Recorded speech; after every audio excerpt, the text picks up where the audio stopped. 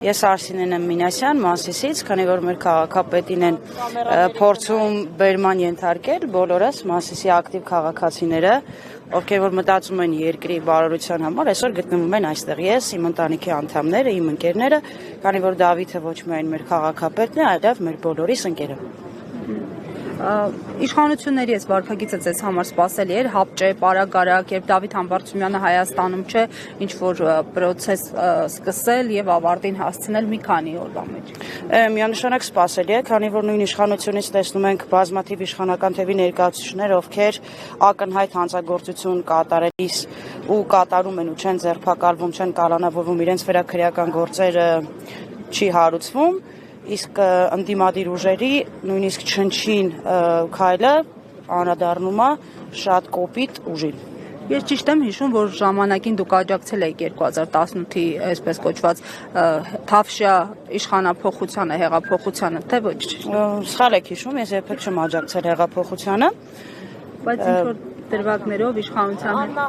Աննա Հակոբյանի հետ։ Աննա Հակոբյանի ջոկատում եմ եղել, պայքարել եմ իմ երկրի համար, բայց դա չի նշանակում, որ եղել եմ իշխանության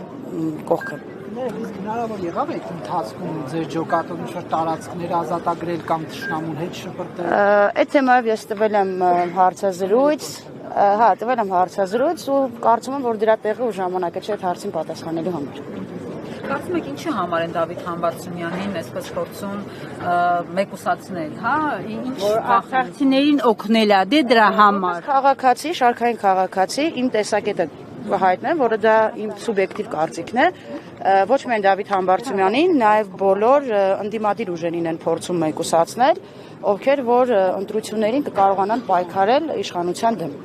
Դավիթ Համբարձումյանը այսօր ակնհայտ ֆիգուրա, որը պայքարում է ընդդիմության համար, իշխանության դեմ ու ունի ակնհայտ հեղինակություն ոչ միայն Մասիսում, Մասիսի հարակից գյուղերում, Մասիս համայնքում, այլև ամբողջ հանրապետությունում։ Ես նայել եմ ձեր հարցազրույցը, հեռախոսակապի հետ կապված ձեր բարձրաբանումները, դրանից հետո Աննա Հակոբյանի թիմակիցները կամ որևէ մեկը ձեզ թիրախավորել է, ինչ որ հետապնդումների արժանացել եք թե չէ։ Բացարձակ ունենք շատ լավ հարաբերություններ, բոլորս հայ ենք, Աննա Հակոբյանի հետ առիթ չի եղել շփվելու, մեկ անգամ հանդիպել ենք սրճարանում, շատ նորմալ, բարև, ողջույն, ինչպես բոլոր նորմալ։ Հարցել արձագանքել էր, կարծեմ ոչ այսպես, չէ՞։ Հա, դավաճանության մեջ էր մեղադրել եւ այլն։ Եթե հարց ունեք, հարց տվեք, պատասխանեք։ Հիշում եք թե Ջոկատում դուք էիք Աննա Իմ նման բոլոր շարքային քաղաքացիները։ Շարքային մարդիկ, ովքեր որ մտածում են երկրի համար եւ փորձում են իրենց երկրին օգուտ տալ։ Ձեր ջոկատը Արցախում եղել է, թե Ոչ։ Բա եթե պատերազմը Արցախում էր, ձեր ջոկատը որտեղ է պատերազմի։ Այդ թեմայով չեմ ուզում հարցազրույց տամ, որովհետեւ արդեն տվել եմ այսօր դրա տեղը ու ժամանակը չեմ կարծիքով։ Եկեք ջոկատի թեման փակենք, նորից եմ ասում, որովհետեւ դրա համար, չէ։ Ամեն ինչ ճիշտ է։ Ճիշտ չի, բայց նորմալ է, համակերպել ենք այդ մտքի հետ, դա առանձին թեմա է, որը այսօրվա մեր հավաքի հետ բացարձակ կապ չունի։ Բանալի դեր տեսակետը ապահովում